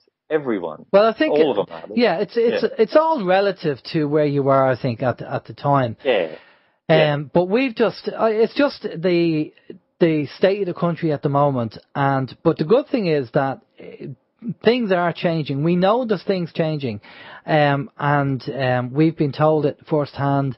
Good intel again. I don't know whether you know Thomas, but Thomas has good intel there. Thomas from the Truth, Honour and Integrity show. Be worthwhile you having a chat with him, actually. But so hopefully, we are seeing a lot of people waking up, and we are seeing people, when they see a false flag, they know straight away, within a few minutes, if not within the hour, they go, oh yeah, false flag, and all the issues are pointed out, because there are factions out there fighting against each other. We've heard about the banking system and the corruption in the banking system. Deutsche Bank, apparently the staff have come out and said, we can't see Deutsche Bank lasting very much longer. I don't know whether you know that. And Deutsche Bank is a massive bank. I know, that's been in since since 2000, the 2007 big crash, we know it well, crash. Well, Deutsche Bank got basically bailed out by the American taxpayer for the tune of a couple of $1 trillion. And even that's because they were hemorrhaging back then, and they still haven't been able to plug all the holes. You had in 2016, I think it was, 6 or 7 of these Deutsche Bank top executives all killing themselves, throwing themselves out of buildings and slitting their wrists in the bathtub.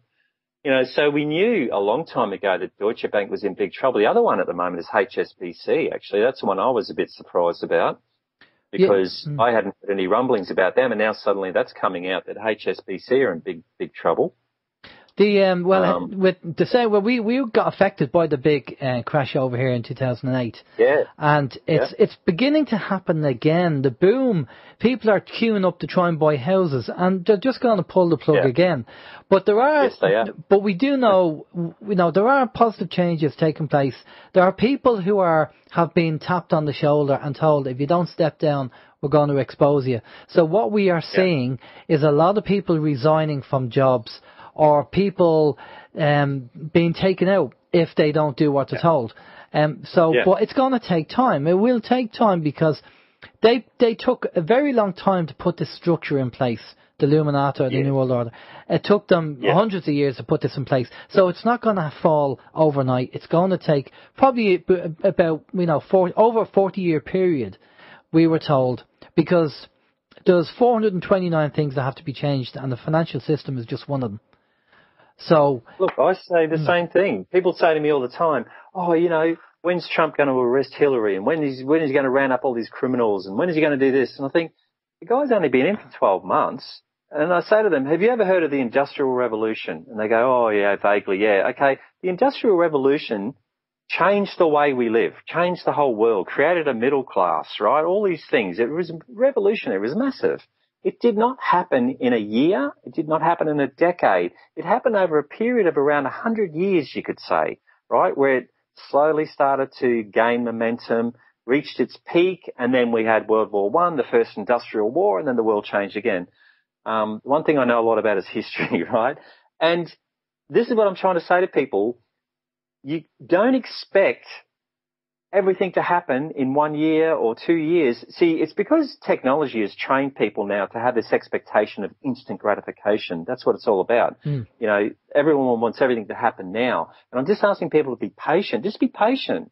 I mean, you know, 10 years ago, you didn't even know about all this corruption stuff. I know that because I was yelling from the rooftops and people didn't want to hear about it. Now all of a sudden they're waking up to it, which is great. So that in itself is stage one, just waking people up. Okay, so now stage two, be patient. It's going to take a little while, but we'll get there eventually. We will. Yeah. And it could be, you know, I know people will probably say 40 years, my God, that's a long time. But to be honest with you, you know, nobody ever said that it's going to be happening overnight. But even in 10 years from now, in 10 years' time, the world could be different in 10 years' time. Could be different in 2 years' time. What if the aliens come in 2019 like they said they will? Look, I can't guarantee they're going to come. I hope they're going to come. But let's say they come. Like I was saying earlier, that's the end of your petrochemical world, end of the money. You know, most religions will go out the window. So all the control systems that are in place will all collapse and crumble overnight. And really. That's the kind of thing we want to happen in a positive way. If they happen to appear in the sky all over the world, game's over. That's it. Game over. That's right. Yeah. But they won't do that unless people are willing. Yeah, it comes down to that free will thing. They're not just going to shove themselves in front of us. If you understand what I mean. No. They've got to wait for consciousness to change. And that's what the disclosure program, which you're talking about before, through the media and Hollywood, they've been getting us ready for this. Do you think there's going to be, with the ET side, you know the old joke about, you know, if chaos breaks out or you see something in the sky, make your way to the local conspiracy theorist and he'll tell you what's going on. Could it be a possibility that maybe the ETs would use the local conspiracy theorists, for want of a better word, to actually be the person to be the kind of ambassador to break the ice? No, because, you know, your local conspiracy theorists, half of them are disinformation operatives for MI6 and actually, 75% of the alt media is disinfo. Yeah. No, what I was saying before, they're going to come to the people that live and speak in truth, if that makes sense, you know? Yeah, of course. They're the guys that have been meditating, that have been living in balance, living in truth, and resonating at a high frequency. It doesn't matter if they're conspiracy theorists or if they're, you know, a local nun. Whoever they are, they'll understand what you're resonating at. You just reminded me, there is it was a 3-part TV series called Children's End, it's called. I don't really want to give it away in case people want to see it, but if you want to understand the whole disclosure thing from a really interesting point of view, I highly recommend watching that, because I'll tell you now, it's called Children's End. Children's End. It's a 3-part mini-series. Came out a few years ago, but someone just recently told me about it. I managed to grab a copy of it and I watched it and I was spellbound, and it covers every conspiracy, everything from all aliens are demons to all aliens are our saviors to everything, end of the world, you name it. It's all in there, and the ending is just, I applauded it. It was just brilliantly done. Whoever made that particular movie really did their homework. You know, they really, really understood how things are. Brilliant. Well, that's great. Cheers for the tip. We'll definitely have a look at that. So what's Danny Searle planning to do now for the rest of the year? What do you have planned, Danny? I am actually fighting the Australian Taxation Office, because about 2 or 3 weeks ago now, it started just before the end of Christmas. They've been trying to shut me down. It's because of my second book. My second book is really exposing the Illuminati. It's called Secrets of the Illuminati. I name names. They finally tracked me down, I guess. So they've tried to shut me down financially. So they have literally deleted my Australian business number. So you can't operate in Australia without an Australian business number. Not legally, you can't. They've shut that down. They've taken my business name and they've deleted that off the register.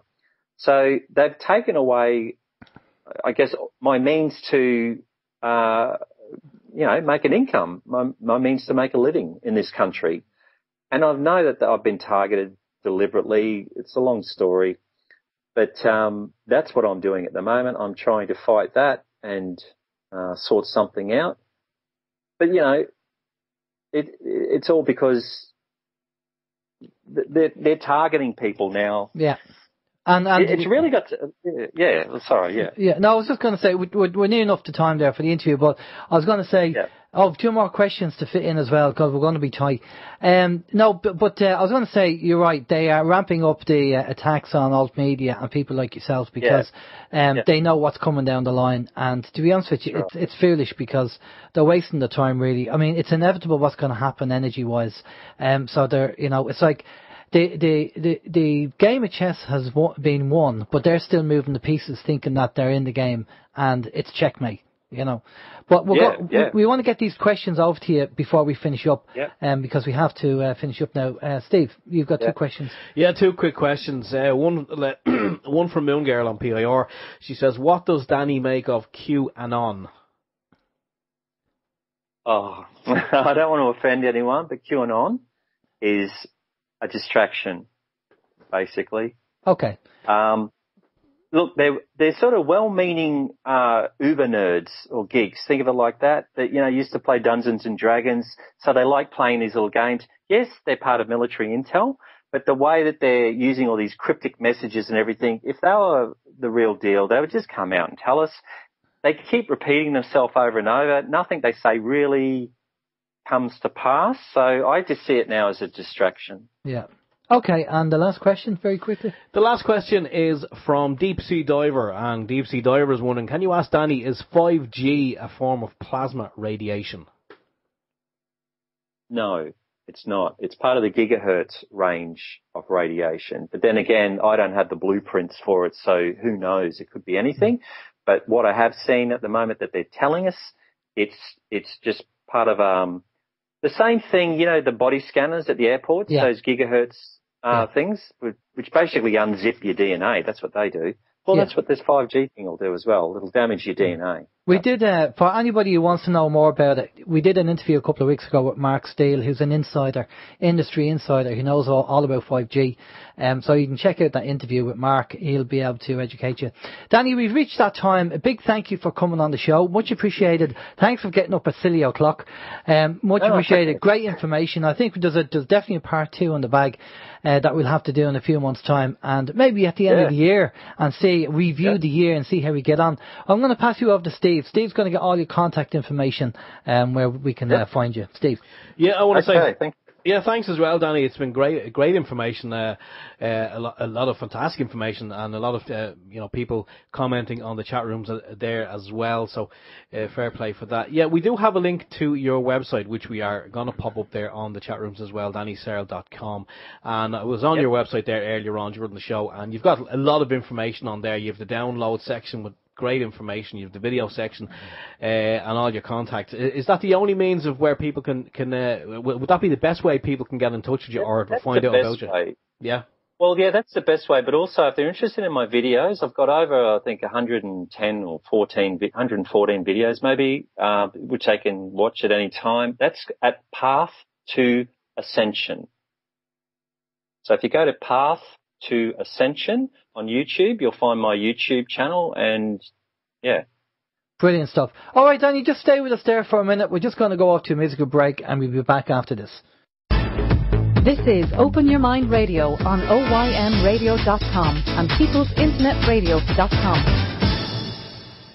Okay, we're back. Great information from Danny. We just wish him good luck there during the break there with his fight with the government over there, and hopefully things work out for him and he gets his business back on track. That would have been quite appropriate. Who can it be now? Well, it's probably the Inland Revenue in Australia looking to deal with him, you know. Right, brilliant information from Danny. Again, always keep an open mind, as we say, and if it resonates with you, great. If not, then fine. Do the research, check it out, and see what other people are saying. Now, I just want to remind for people, at the start of the show, we said that some listeners remember that Trevor, they had to move the Open Mind Conference to November because we had bad weather. The Beast from the East happened and we had loads of snow and the conference was cancelled, or not cancelled, but we moved to November. And we're going to be at the conference. We're going to do a talk at the conference. But Trevor was our pocket and we said, well, look, we'll try and do fundraising if it's really, really bad. But apparently Trevor said himself and the team, there's very few cancellations, so they're okay.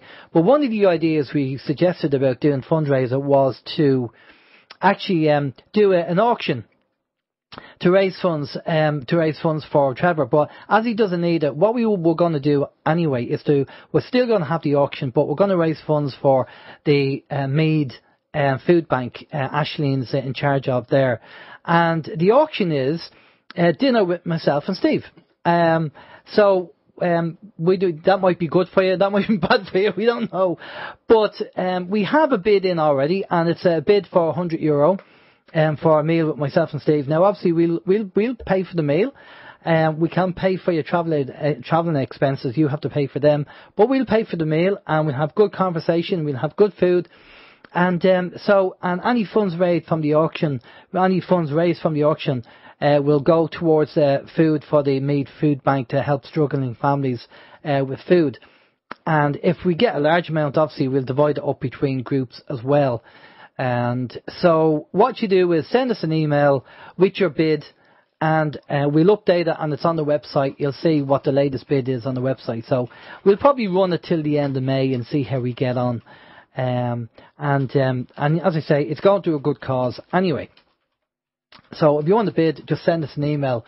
Now, the other thing is, we talked about the Linda and Gordon in Balbriggan, and we're just waiting on Vin. We have limited funds at OAM, but we just felt with what went on and them being evicted and them being homeless, we said, right, why not use our funds for, at least we pay some, there's a local hotel they're staying in, and myself and Steve said we're going to pay for 2 nights of the hotel for them to stay in, just so they can have a roof over their head, they can have a bed to lie on, and they can just kind of get their thoughts together and decide what they're going to do and sort things out.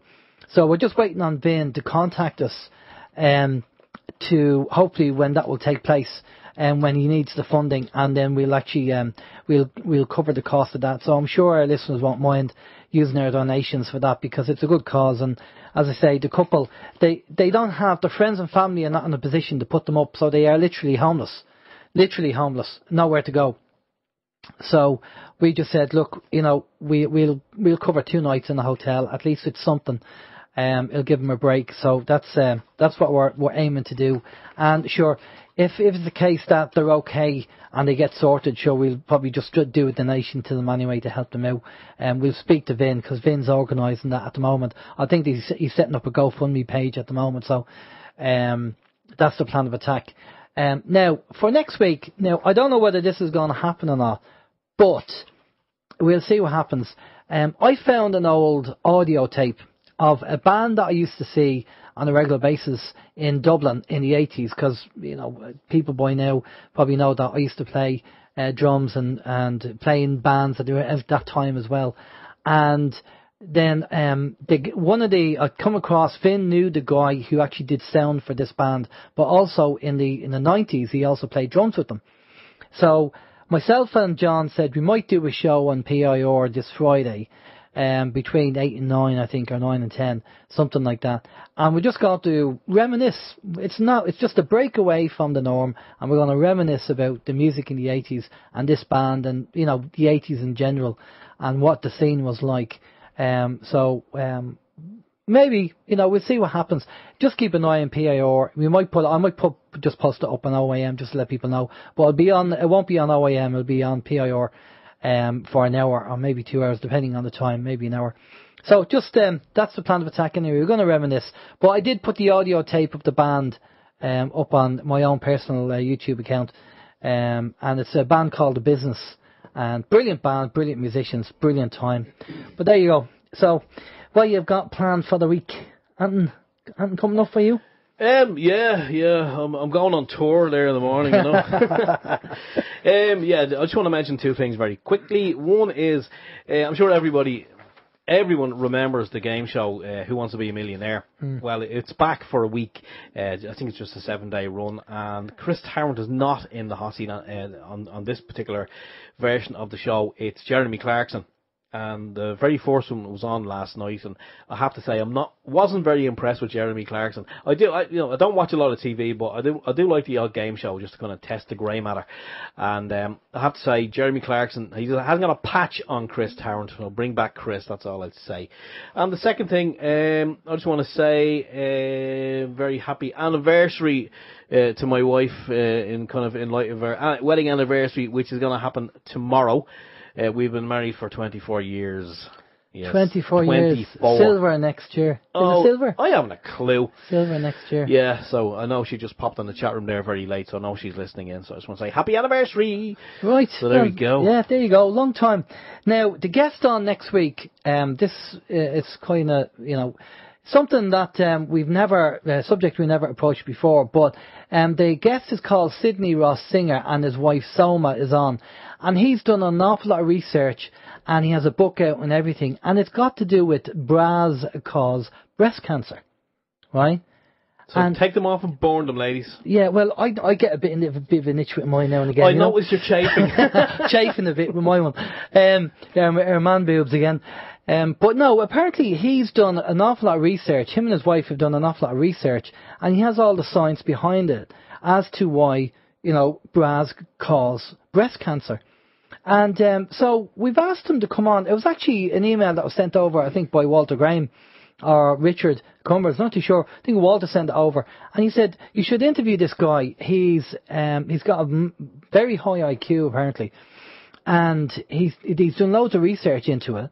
And for the ladies who are listening to the show, or you have friends, I'd tune in and listen to what he says next week, because, as I say, him and his wife has done a lot of research on this, and he'll tell you the reasons why.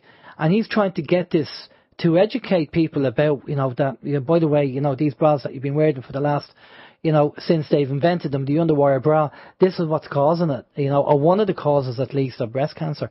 So it might be worthwhile tuning in and having a listen to that on a serious note, because you never know. You might learn something from it. So that's the guest on for next week. And we are trying to, thanks again for people sending in the links and suggesting other guests as well. We are trying to get other guests on as usual. Sometimes we have to wait for them to get back to us, and other times there's some dates they can't do, so we have to move them around and stuff like that. But there is an awful lot going on, and there are positives, so I don't want people getting down and getting depressed. There's an awful lot going on. There's an awful lot of changes going on, and positive changes as well. It's just going to take time, as we said, with Danny. And Danny said he's going to be up for doing a part 2. So maybe at the end of the year we'll do a part 2 with Danny or something like that, and then we kind of review the year 2018 and see what happens. It would be great to think that would be the case, that 2019 was going to be the year. But look, there's no promises. We have to play it by ear. But anyway, I'm going to finish up, and we're going to do our bit and pass off to PIR. Steve probably has some information on that. So for myself, Alan James, take it easy. Have a good week. If you have any information, let us know. Email us over.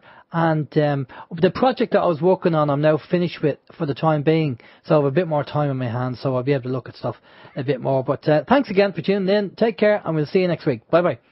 Okay, from myself, Stephen George, I just want to say thanks to everyone who joined in on both of the chat rooms this evening. You're most very welcome. And normally we hand over to Barry Prince on People's Internet Radio, but Barry can't make it this evening, so Steve Roberts will be standing in for Barry. So stay tuned for that. That's coming up at 9 o'clock in merely seconds' time. So until next week, we'll say adios and have a fantastic week. Enjoy the sunshine. Bye-bye.